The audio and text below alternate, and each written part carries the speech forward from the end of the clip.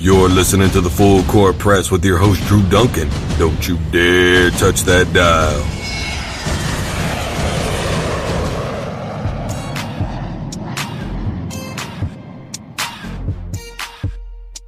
Hello, everybody. Welcome to the Full Court Press. I'm your host, Drew Duncan. You guys are checking me out live from the K-Sun Studios out here in Wichita, Kansas. Don't forget you can be a part of the program by tweeting me. That's at DrewDuncan83. Of course, you can also join the official fan page of Full Court Press on Facebook. And for anybody that's on Instagram, guess what? It's at DrewDuncan83.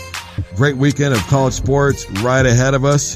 And of course, in a couple of weeks right here in Wichita, Kansas, Nico Hernandez is going to be get set to take on Francisco from Mexico, an 8-5 competitor. And also on the 23rd, that very same day, some local fights will be happening. Well, we'll call it semi-local down in Oklahoma. Everybody, please welcome to the program somebody who has been a long-time MMA promoter. She's also been a part of Doonkeen Performance Systems, coming out of Oklahoma. Welcome to the program, Thyme, Doonkeen. Thyme, thank you so much for joining us on the program today. You're very welcome. Some Wichita people may be familiar with you. You've actually had a couple of fighters down here. One was very successful, obviously, Kayla the Tombstone Thompson with a easy victory. And then you brought down another fighter, a little bit less successful, wasn't able to get it done. Isaac Johnson couldn't come through. In your two experiences down here in Wichita, seeing a win and a loss as a promoter and somebody who's a manager at the same time, what did you take away from both of those experiences?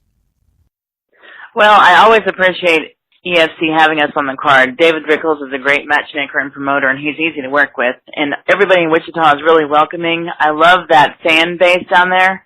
I love the crowd. There's so much, it's so hype in that building that I just love it. It builds all the fighters up. They're ready to go out there. They're ready to take their fight.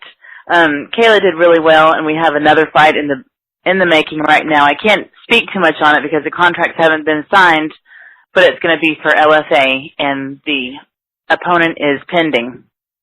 So that's going to be October 21st in Oklahoma, and that's Kayla's next fight. Whereas Isaac Johnson is concerned, obviously he wasn't able to come out victorious this past weekend. You see a guy that you've been working with. I wrote a story on him. He's got a very, very true rags to almost riches story. Obviously we say that because he's not quite there yet. His first pro fight, he just doesn't get it done. When you've talked to Isaac since then, what is it that you're taking away from Isaac? Well, this was his first pro fight, so he knows what he needs to work on. Obviously we're going to be working on ground because he got submitted. He's a great striker, and as far as his experience goes, it's mainly in striking.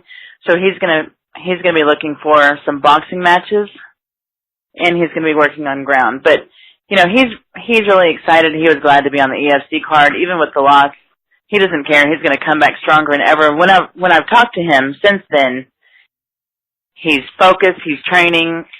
It didn't leave a sour taste in his mouth. He's gonna be better than ever. You're the consummate family person. You've got a husband, you've got family going on. There's always kids around you. You're constantly babysitting, as the good aunt would do. You're working a full-time job on top of doing management and promotions. How do you balance out your day with all this stuff going on? Because I'm determined to be successful. So, I love family. I love being around the kids. And I'm determined.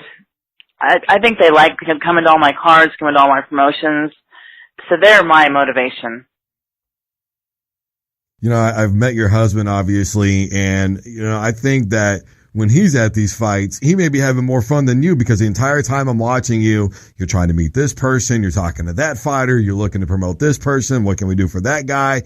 You're like a little social butterfly almost, and you're constantly having to move around. Is there at any point where you think to yourself, when I'm there, I could enjoy this a little bit more? Or is this actually just what you love to do, and that's walking around, talking to everybody, making all the contacts that you are and getting to know people? No, I feel I need to know everybody in MMA. And I even have friends in Brazil, friends in China, Tokyo. I have friends everywhere. So I'm building a base everywhere in the world. And I love it. I love meeting all the people. And that's what I want to do. I want to meet everybody when I'm at the fights, see how we can build their fighters up. You know, Thyme, I know that it's probably old hat by now, and I've only discussed it one time on this program since the fight has happened, because it's not something that I feel that we need to continuously dive into. But just so that way we can say that we have on record Thyme Doonkeen's official take on Mayweather and McGregor. When you watch the fight, what was everything that you saw? You're looking at this and you're going, are you of the opinion that Mayweather was rope-a-doping him and letting him wear himself out? Or do you follow the opinion of, hey, McGregor performed better than people thought he was going to? Mayweather fought exactly how I would tell him to fight. I mean, he worked him down the whole time. He treated it like a professional boxer would be sparring with an amateur boxer. He let him work himself out, and then he went in for the kill. You know, I really think that they were contracted to maybe go at least 6 rounds.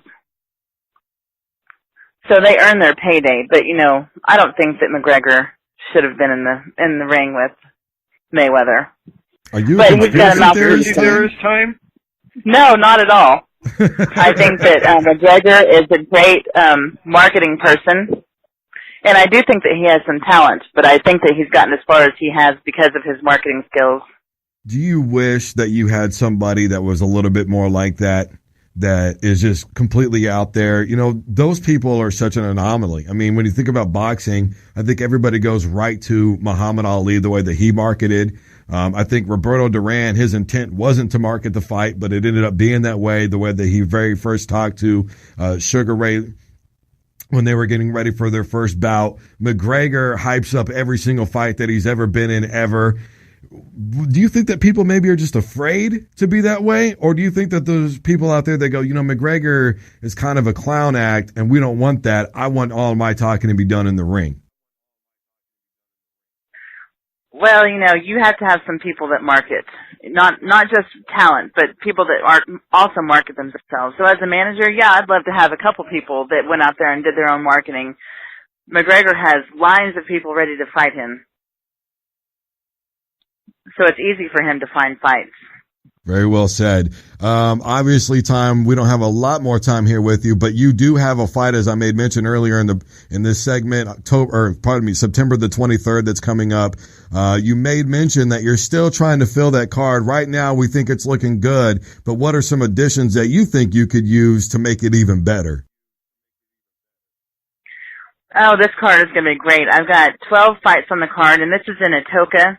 So we have a lot of community support. It's going to be at the Atoka High School. Everybody from the community is there. We've got 20 sponsors from the local community, and we've already sold tons of tickets.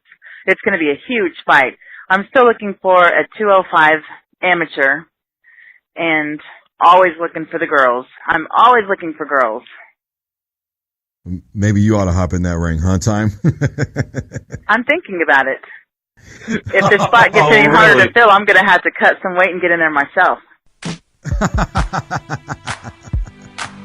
All right. Well, thank you very much for your time today. I really do appreciate it. Best of luck to you coming up with your card on September the 23rd. And as I do with all of my guest time, really quick, if there's anything out there you want to say to anybody that's listening, I'm just going to give you the floor. Okay. I want to say thank you to all my Wichita friends and family. I appreciate your continued support. Look for us on Point MMA. We're bringing big talent to a small city, and we're going to be doing great. So I hope you guys can come out.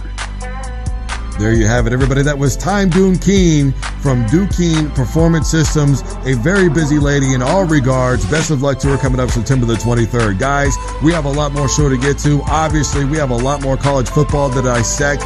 Oklahoma, Ohio State, that is on tap next. Don't you dare touch that dial.